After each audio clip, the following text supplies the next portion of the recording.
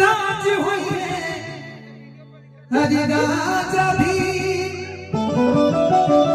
राज हुए हो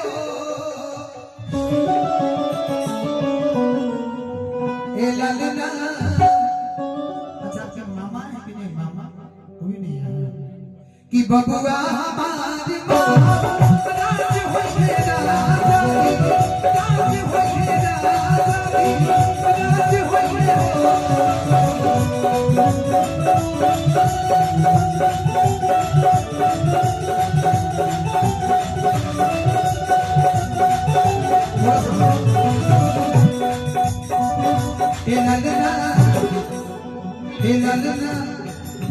ललना धातु में हीरा तो खराज हुई है सीधा वाक्य बात हुई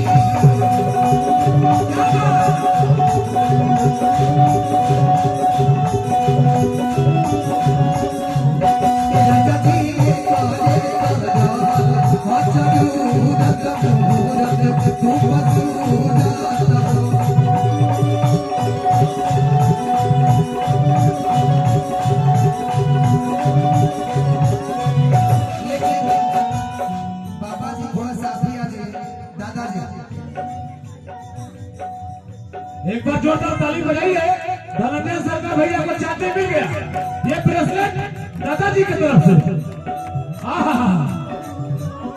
यह आशीर्वाद आपका बिना इसके लिए धातु मिला, धातु मिल गया। अब तो हमें चांदी मिल गई, सोना बर्तन मिल गए। बहुत बहुत धन्यवाद दादाजी को और पूरे इस परिवार को, जिस परिवार ने मुझे इतना प्यार दिया।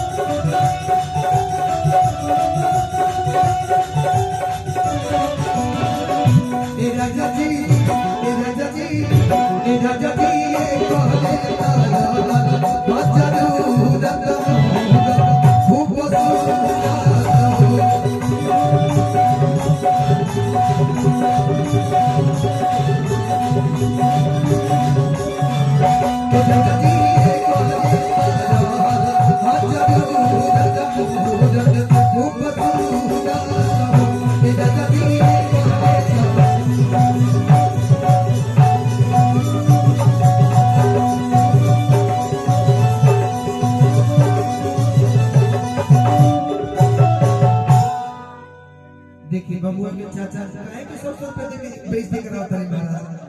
देखिए ये मेरे मित्र हैं, ये मेरे मित्र हैं। देखिए 500 रुपए दिए, 100 रुपए देकर के कह दे तगड़ा भद्र देख के तो दे ना दे रहा हाथ खाता हम लोग उठाता। देखो चीज देखने घर में भी आज सन्या जी के डांस से लड़का सिखा होता है, बड़ा अजब अजब स्टेप सिखा होता है।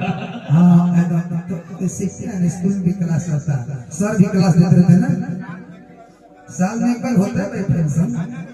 हां अच्छा एक बार अच्छा एक फरमाइश है ना वजिया बैठ का, उसके बाद एक गाना मैं फिर गाऊंगा क्योंकि तमाम कलाकार सबको पहले बारी बारी से मौका मिल जाए। वजिया वाला हां